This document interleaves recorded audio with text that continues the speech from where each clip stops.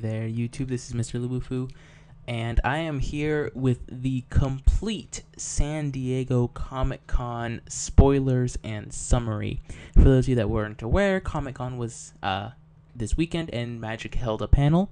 And rather than spam your guys' inbox with one thing per video, I'm going to include everything that was covered in the hour-long panel right now.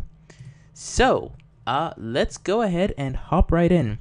The first thing that the panel began with was the complete announcement for From the Vault Annihilation. We already knew what was coming, and they had spoiled some pictures, but now we have some card names to go with it. So we see this glorious art of Heliod wrecking some people is going to be the card Wrath of God. We also have a fun reprint in Rolling Earthquake, with, I believe this is the Portal 3 Kingdoms artwork, which is gorgeous. We have, on Magic Online, Living Dead had this new art in Vintage Masters, and it will have this art in From the Vault Annihilation. And lastly, the last one that they spoiled from it is Cataclysm. Now, this From the Vault set will be available on August 22nd, so in about a month or so. So, yay! New From the Vault. They also hinted at the new Duel deck, which is, or they had announced Duel deck Speed versus Cunning, but now they were able to release the actual image of the box art, where you see it has Arcanus the Omnipotent reprint, and we have the a new card in Zergo Helm Smasher. And there was a lot of speculation on this guy when he was first spoiled, but I'm going to cover all that later because it was all covered later. But it looks fascinating. We have red, white, black versus probably mono blue.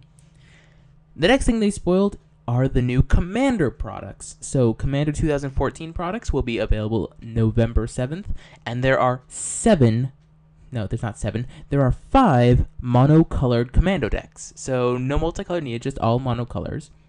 And they said that there are, quote, several planeswalkers with Commander status that will make appearances. For example, they spoiled Teferi Temporal Archmage. I'm going to go ahead and let you zoom in a little bit. This is the Peer Through Time, 15 new Magic cards with 1 Teferi Temporal Archmage. Not legal in Standard, of course, but he is really pushing the boundary. So he's a 6-mana walker with 5 loyalty. You can +1 to look at the top 2 cards of your library, put 1 into your hand and the other on the bottom of your library. So, you know, card advantage. -1, untap up to 4 target permanents. And -10 is a fantastic emblem. You get an emblem with, you may activate loyalty abilities of planeswalkers you control at any player's turn at any time you could cast an instant. Now, I personally love the ultimate. It feels very Teferi. But what's fascinating is Teferi Temporal Archmage can be your commander. That's right. For the first time, you can have a planeswalker commander. So really pushing the boundaries, changing the rules a little bit of Commander, but hey, this guy is pretty fun. I mean, he's not insane or anything, but he's cool. And Teferi was always a pretty cool guy in my eyes. I love casting him in Cube, and he's pretty good as you do fun things. They also spoiled another card from the Commander set, Ghoul-Color Gisa. For those of you who don't know Innistrad lore, Gisa and her brother Geralf were two necromancers that were constantly fighting with zombie wars, basically. So you have Geralf's Messenger, if you remember from that set, and here we have Ghoul-Color Gisa. So 5-mana 3/4, that's black, tap, sacrifice another creature, put X 2/2s into play, where X is the sacrificed creature's power. Definitely a fun effect, and certainly something you can do all sorts of shenanigans with in EDH, and the picture fits very well for how I envisioned her. But now, what we've all been waiting for, Khans of Tarkir. So they started out saying, yeah, Sarkhan. We've seen that picture lying around. But what happens next? They spoiled this image. Khans of Tarkir is a bottom-up design set that is large, it goes large, small, large, and it will have a very unique drafting structure. Mark Rosewater has been hinting at this for a while, but we have a unique drafting structure. When just Khans of Tarkir is out, you will draft Khans, Khans, Khans. When the new set comes up, you'll draft Khans. I think it's Khans, Khans, and then the newer set. And then when the last set comes out, the last large set, you will draft the 2 large sets together. So there's this sort of time travel aspect they hinted at. So I'm going to go into my pure speculations at the end of the video, but I have a guess as to why they do that. But yeah, new drafting structure. And at this point they spoiled that yes, the enemy color wedges are here with names and designs and wonderfulness. There was a lot of speculation about this with the image that was spoiled earlier in the year. And now, well, now it's time. Each one of the wedges is a different clan. These clans all value something about the now extinct dragons. The Khans, or the leaders of their clans, were the ones that, basically hunted them to extinction. And each one values something. So we have the Abzan, which is the white, black, green, that value the endurance of the dragons. We have the Jeskai, which are blue, red, and white, that value the cunning of the dragons. The Sultai, which are black, blue, and green, which value the ruthlessness of the dragons. The Marov, which are red, white, and black, which value the speed of the dragons. And lastly were the Timur, which are red, blue, green, which value the savagery, but they did not spoil a clan picture for it.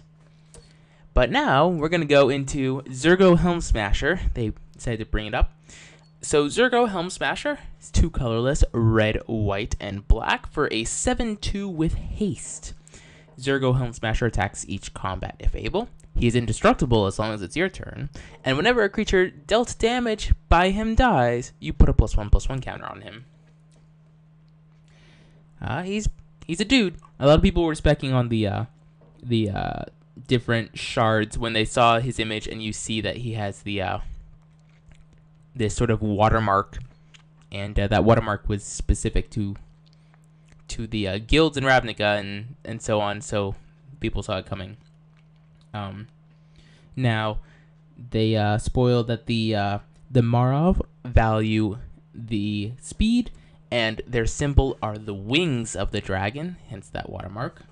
The Timur value the savagery, and they have the claw as their symbol. The other two I didn't exactly see. They also spoiled the name of the Timur Khan, which is Surak Dragonclaw, and it sort of matches. And when they were talking about the Timur, they're like, yeah, we don't have a picture of the clan entirely, but we have a bear punching. Gah! I, for one, love this art. Because sometimes you just gotta punch a bear. You know, bare hands. That was such a bad one. Anyway, so that was mostly what was spoiled. Apart from now some things, some overview of the set. So each clan will get its own mechanic. So that's 5 mechanics. Plus Morph will be making a return to Magic. So Morph, for those of you that don't know, was an ability that you could play a creature card face down, and it would be a 2/2, and then you could pay some Morph cost to have it flip into its other form. They also said Morph is not the only returning mechanic, so you guys can keep your eyes out for something else that might be showing up. There are also 40 possible pre-release cards, so the pre-release will be seeded again, much like it has been since Return to Ravnica, like during Return to Ravnica and henceforth. But they say there are 40 possible pre-release cards with 8 per color. So there are options. It's not going to be as fixed, but there will be some things going on here. They also have said that Jin and Ifrit will also be making a comeback, so that's pretty awesome. And that's basically it that's been spoiled. Lots of really awesome stuff has been going on. I'm going to take this time to put a little caveat about my speculations. Time travel is because we're going to be exploring this plane going back in time. Since the dragons are now extinct, we're going to be heading back to when they weren't, and then we get to see what the plane was like while the dragons roamed free. Anyway, I am super excited about everything that's been spoiled. I'm really excited at what's to come. There's San Diego Comic-Con always does a great job of it. Anyway, I hope you guys enjoyed this video. I tried to get it up. It's been 10 minutes since the conference has ended, and this video is 10 minutes long. So I waited right till the conference was ended and tried to get this out to you guys as fast as possible. I hope you guys enjoyed it. If you did, leave a like, comment down below, and subscribe to the channel. Thank you guys all for watching. This is Mr. Lubufu, and hope you guys are all excited as I am for the new set.